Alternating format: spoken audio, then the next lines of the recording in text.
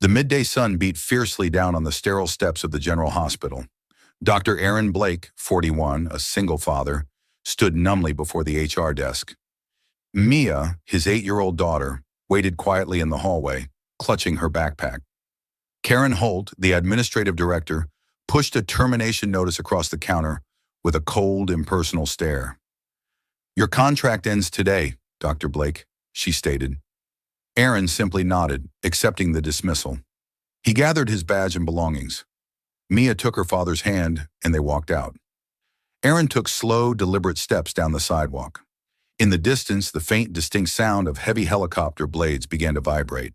Dr. Aaron Blake, at 41, was a study in quiet intensity. The lines around his hazel eyes were carved not by age, but by years spent making split-second decisions where life hung in the balance. As a single father, his existence was now centered on the predictable, yet profound schedule of raising Mia. His current role was an emergency room physician working on a short-term contract, a necessary compromise after a lifetime dedicated to high-stakes medicine. Years ago, Aaron had been a decorated frontline combat physician in the Army. He didn't just treat battlefield injuries. He redefined emergency trauma surgery under fire, earning accolades that he rarely, if ever, spoke of. That chapter of his life closed abruptly after a devastating mass casualty incident that claimed the lives of several service members he couldn't save. The sheer volume of loss, the chaos he could not control, extinguished the fierce, competitive drive that once defined his career.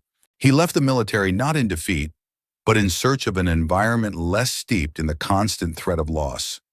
A place where he could simply be a father first. The civilian job was meant to be his anchor, a stable environment where Mia could wait for him, accustomed to the sight of her dad in scrubs, ready with her backpack and a patient smile. This routine was his new battlefield, a relentless yet stabilizing rhythm. Aaron was a disciplined, reserved man. His focus was always on the patient, never the politics.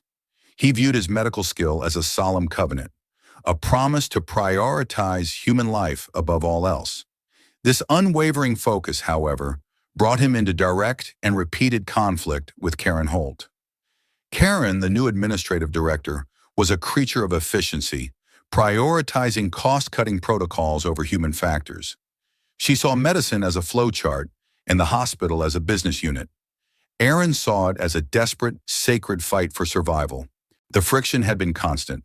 Aaron had repeatedly and vocally opposed her attempts to cut corners on equipment, maintenance, and nurse-to-patient ratios, arguing that such reductions inevitably compromised patient safety and violated his professional oath.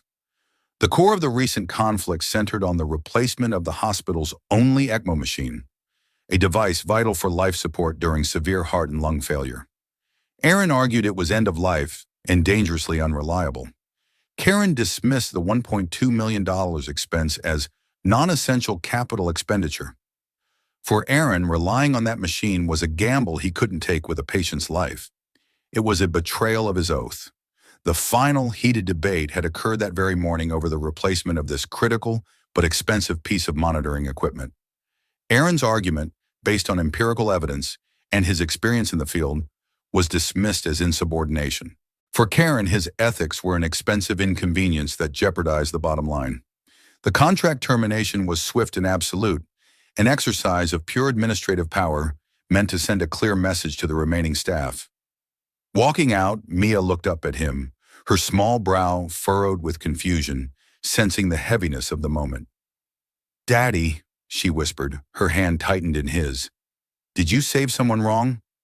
Aaron stopped, knelt down on the sterile hospital sidewalk, and looked his daughter directly in the eye, his military training keeping his tone level and reassuring.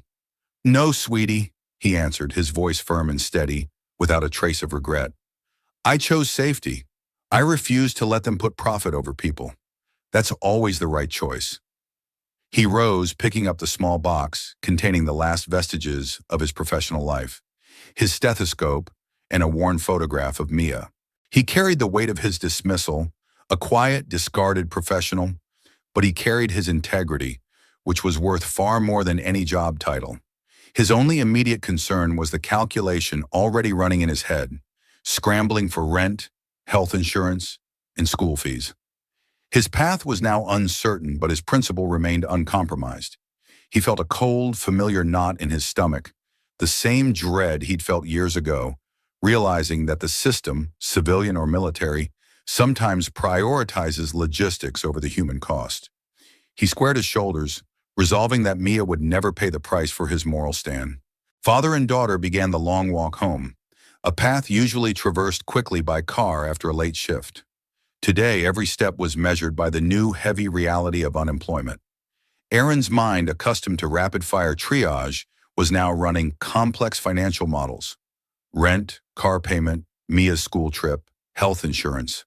The numbers swam against the backdrop of the busy city street, each calculation adding a fresh layer of stress to the silent indignity of his dismissal.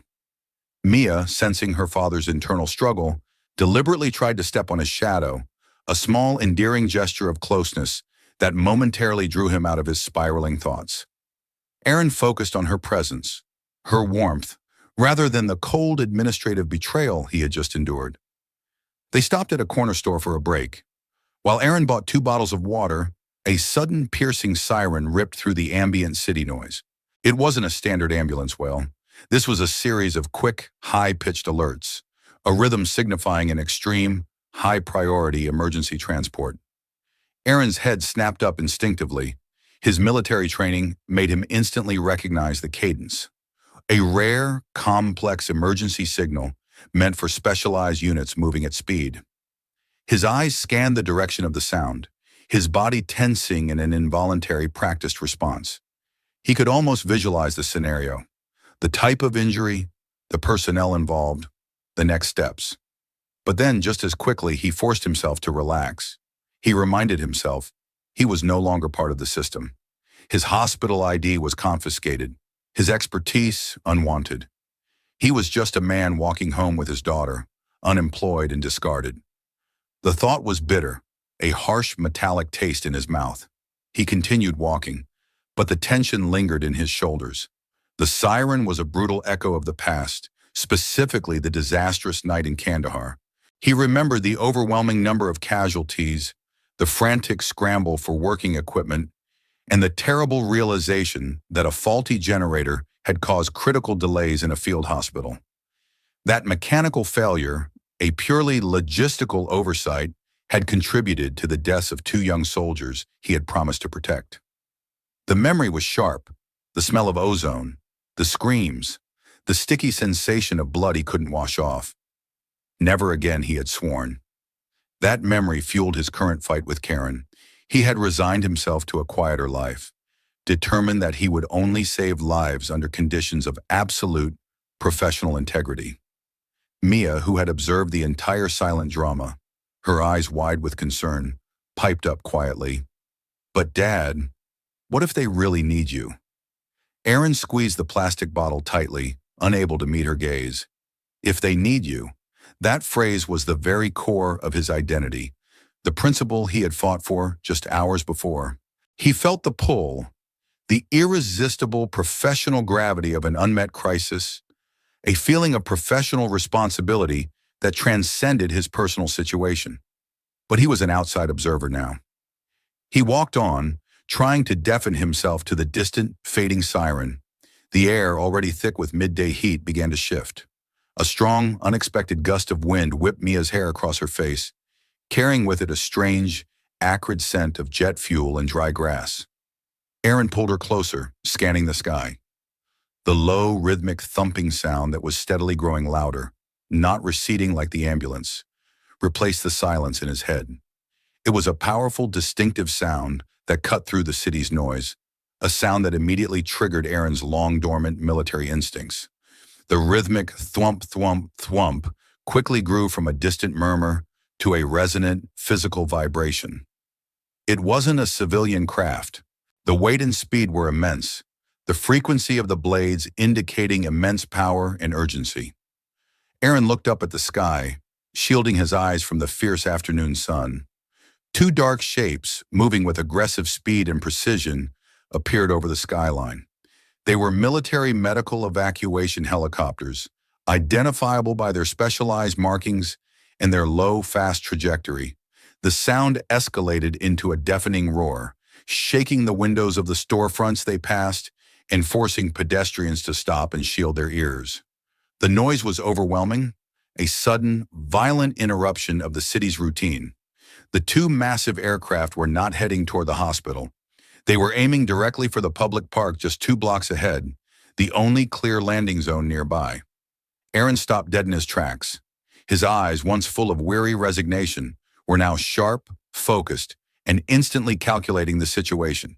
His heart pounded with the sudden, undeniable recognition that the crisis was no longer distant or abstract.